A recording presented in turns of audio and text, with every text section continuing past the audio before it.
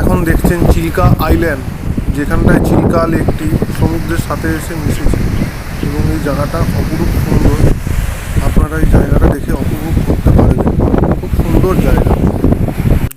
এবং এই পিছনে যেটা দেখছেন সেটি হলো সমুদ্র, যেখানটায় সমুদ্রের জলের কালারটাও অন্যরকম, ব্লু কালার পুরো সম্পূর্ণ। এবং এখানে আপনারা এসে চিল্কা লেকে আসতে পারবেন এবং ঘুরতে পারবেন। এটা পুরী সি বিচ না, এটা মোহনা। চলে উপরে উঠে